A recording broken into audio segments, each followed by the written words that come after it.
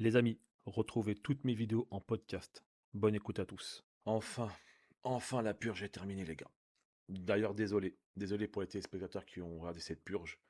Aussi bien côté malien, aussi bien côté tunisien, ça a été peut-être l'un des pires matchs de cette CAN 2025. De toute façon, les bookmakers voyaient que ça allait aller au tir au but, ça allait faire match nul, donc ils ont eu raison.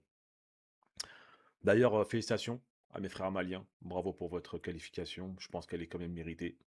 Heu, Même s'il y a deux trois faits de jeu qui ont basculé aussi bien pour nous et pour vous, mais vous êtes partis la chercher et bravo, bravo, bravo. Pour revenir sur le volet tunisien, je sais même pas par où commencer les gars. Je sais pas par où commencer, je suis pas dégoûté parce que je m'y attendais un peu, je savais que ce match-là allait se jouer sur ces tout petits détails.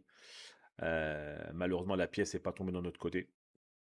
Hem, je sais même pas où commencer, par qui commencer. Si je commence par un joueur, si je commence par l'entraîneur, si je passe par l'arbitre. Hem, Moi, je pense qu'il y a eu beaucoup de faits qui ont fait que, qu'on est éliminé. Voilà, je vais pas forcément trouver un coupable idéal. Alors chacun a ses responsabilités dans cette défaite.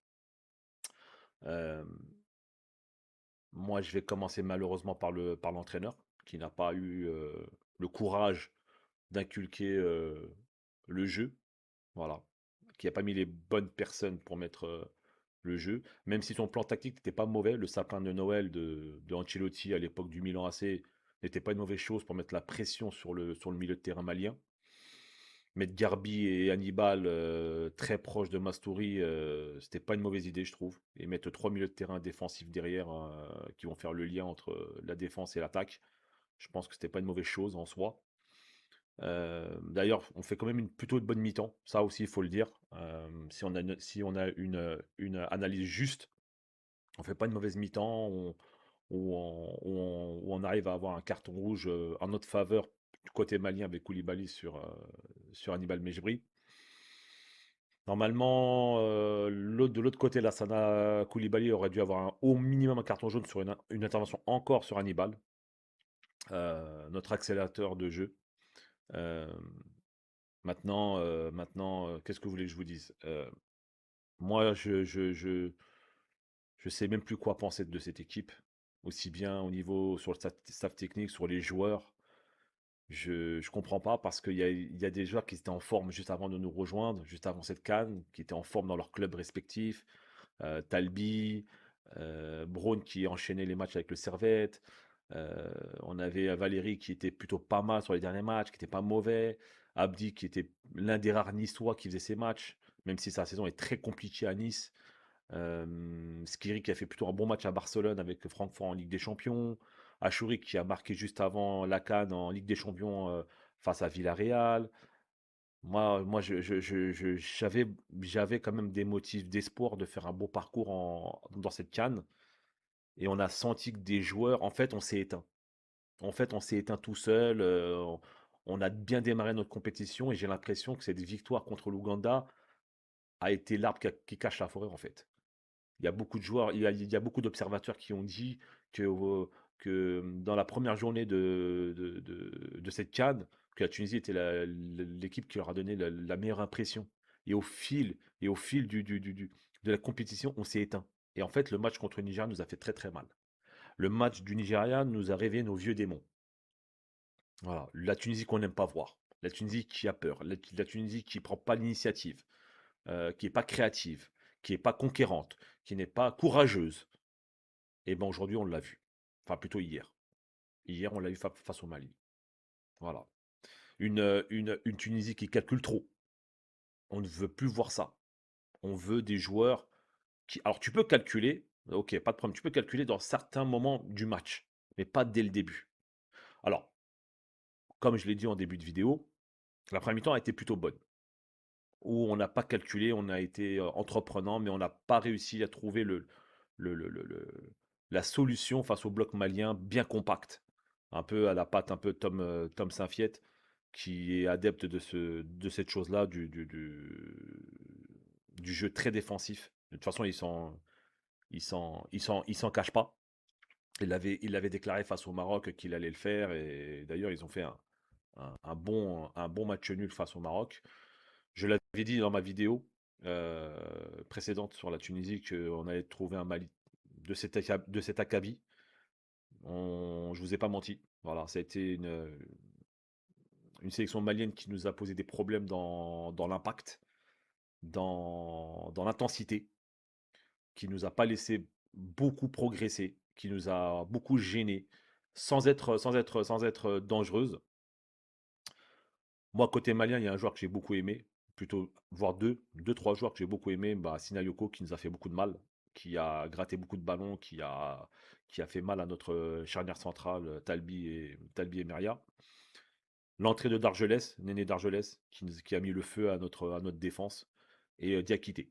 Voilà, Diakité qui a été plutôt un bon joueur qui nous a fait beaucoup de mal, qui a gratté, je crois, le coup franc du penalty qui ramène le penalty, qui ramène la main de Myria et qui ramène le penalty malien en fin de partie. Moi, de toute façon, quand on ouvre le score avec Chawat, très beau but, très belle passe décisive de Eliassad. Les deux ont plutôt fait une bonne entrée. euh, mais je savais qu'on n'allait pas tenir. Je ne sais pas pourquoi j'ai eu ce pressentiment-là, les défaillances mentales. Et pourtant, avant, on avait cette qualité-là sur l'aspect mental, mais là, on a été défaillant. On a été défaillant. En fait, depuis le match du Nigeria, ça y est, on s'est éteint. On est devenu docile, on est devenu hésitant, on est devenu douteux. On ne peut pas aller loin dans une compétition si on a des doutes, si on n'a pas beaucoup de confiance en soi. Et c'est là que l'entraîneur, je pense que Dahmen aurait dû l'enlever. Voilà, dans ce match-là, il fallait l'enlever. Je pense qu'il fallait donner de la fraîcheur sur ce poste-là avec Ben Saïd. Maintenant, espérons que le prochain staff technique va prendre ses responsabilités et va nous donner un nouveau vent de fraîcheur. Je pense qu'il serait temps de construire autour de Hannibal Mejbri, qui a 22 ans, qui nous a montré une vraie canne, qui est la seule lumière de cette équipe.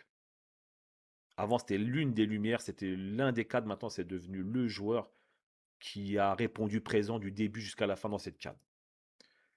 Moi, je pense qu'il y a des joueurs qu'il faut qu'ils arrêtent. Avec tout le respect qu'on a pour eux, je pense qu'il serait temps d'arrêter avec la sélection, de prendre leur retraite internationale. Je pense à Sassi, je pense à Meria, je pense à Ali Ma'loul, même s'il n'a pas joué, mais je pense qu'il serait temps de laisser la place aux jeunes. Je pense qu'un Cherny nous aurait fait beaucoup de bien sur le côté gauche.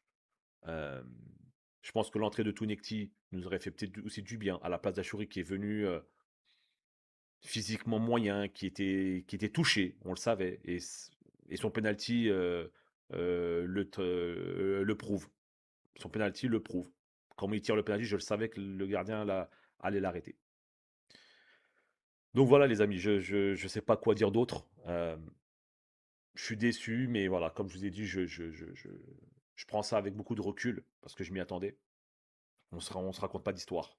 C'est pas comme si on fait une phase de poule où on fait 9 sur 9. On fait 4 sur 9 avec un match face à la Tanzanie très moyen. Bref, en tout cas, il serait temps de faire une révolution dans notre football à tous les points de vue. Techniquement, avoir un projet à long terme, améliorer nos infrastructures. euh, Parce que là, avec ces prestations-là, nos binationaux qu'on espère, franchement, ça leur donne pas envie. Et c'est là où je rebondis là-dessus, sur le fait qu'Hannibal, très très jeune, a voulu nous rejoindre et pas attendre peut-être un appel de l'équipe de France. Franchement, Hannibal, j'ai un énorme respect pour toi. Je te dis la vérité, j'ai un énorme respect pour toi parce que tu as été courageux dès ton plus jeune âge à adopter notre sélection nationale.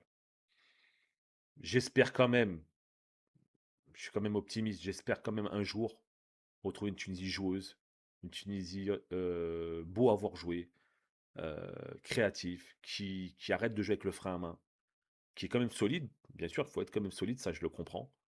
Mais il faut jouer au football, les gars. Il faut jouer au football. Il faut prendre des risques. Il faut gagner des duels. Moi, hier, j'ai vu très peu de duels à gagner de notre part. Oui, les Maliens ont été très, très, très, comment dire, très accrocheurs. Ils n'ont rien lâché. Ils ont fait. un match exceptionnel dans la débauche d'énergie. Ça, y a rien à dire sur le Mali. J'ai vu quasiment aucun joueur faillir. Même Bissouma, je pensais qu'il allait sortir au bout d'un moment, mais il ne l'a pas sorti jusqu'à la fin des fins. Bon, il rate son penalty. On pensait encore passer avec ce fait de jeu-là. Eh ben non. Parce qu'on a des joueurs qui ont mentalement lâché. Je pense qu'Achouri a lâché. Je pense que Ben Romdan a lâché. Ben Romdan, sa canne, elle est catastrophique. Je préfère vous le dire, elle est catastrophique. Et Skiri, elle est pas bonne. Skiri, elle est insuffisante. Sassi, elle est insuffisante. Mastouri, on a vu aujourd'hui que c'était très moyen. C'était peut-être pas l'attaquant qu'on avait besoin pour ce type de match-là, pour cette compétition-là. Alors peut-être pour la prochaine CAN, peut-être, je sais pas, on verra sa carrière. Et voilà, aucun but. En 4 matchs, aucun but. Chawat a marqué au moins un but. Donc peut-être que Chawat, ça sera peut-être la solution à nos prochaines rencontres, on verra. Mais je suis très inquiet pour la Coupe du Monde 2026, les gars. Je suis très inquiet. Je suis très inquiet, mais bon, qu'est-ce que je voulais que je vous dise? Je sais pas. Je sais pas. Après, j'essaie de trouver quand même des motifs de satisfaction, même s'il y en a très peu. Alors, l'une des choses positives dans cette CAN, c'est le public tunisien qui a répondu présent, qui ont fait le nécessaire pour être présent, pour donner du soutien. Et même nous, sur Internet, avant la CAN, on a essayé de mettre tous les problèmes de côté et soutenir à fond cette équipe-là, y avoir un environnement sain de soutien à notre équipe. Mais malheureusement, on s'est encore fait trahir par plusieurs facteurs qui sont toujours là. Je pense qu'il y a des gens qui doivent prendre leurs responsabilités. Je pense qu'ils ne servent pas vraiment la sélection nationale. Mais voilà, on a senti une équipe qui nous a pas donné beaucoup d'émotions. En fait, depuis le match du Nigeria. Voilà, pas beaucoup d'émotions. On est toujours déçus. Et je comprends les observateurs étrangers qui prennent pas de plaisir qui prennent pas de plaisir face à notre contenu. Et je le comprends totalement. Ils ont raison. Il faut qu'on fasse notre autocritique. Aussi bien nous, spectateurs, aussi bien le staff technique, la Fédé. Il faut qu'on se fasse une grosse, grosse autocritique. Alors là, on a passé les poules de la CAN, mais vu notre poule, c'était normal de passer. Je suis désolé, ça aurait été catastrophique de ne pas passer. Donc voilà, je sais pas quoi dire d'autre, les amis, à part ça. Hannibal, Garbi a plutôt fait plutôt une bonne CAN. On va être indulgent avec Isma Garbi parce qu'il est jeune.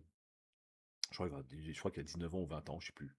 Donc c'est sa première CAN, on va être indulgent avec lui. On va l'attendre sur la prochaine, Inch'Allah, pour Isma Garbi. Je pense que la complicité avec Hannibal peut nous servir pour les prochaines années. Je pense que c'est sur ces 2 jours-là qu'on peut construire quelque chose autour d'eux. Et puis voilà, et Tahia Towns, moi je resterai toujours supporter de la Tunisie, quoi qu'il arrive. Ils peuvent essayer de me dégoûter, je resterai toujours derrière mon équipe, derrière mon pays, quoi qu'il arrive. On va être sûrement, très certainement déçus pendant des années, c'est pas grave. Moi, ça fait 30 ans que je suis la Tunisie, c'est pas maintenant que je vais la lâcher. Je suis quelqu'un de fidèle, aussi bien avec mon club, le Paris Saint-Germain, qu'avec la sélection tunisienne. C'est ça un vrai supporter. Un supporter, c'est pas quand ça va mal qu'il lâche. Et je peux pas lâcher mon pays. Voilà. Tahia Towns, c'est sur ces mots-là que je vais vous laisser. Et encore bravo au Mali et bonne chance face au Sénégal.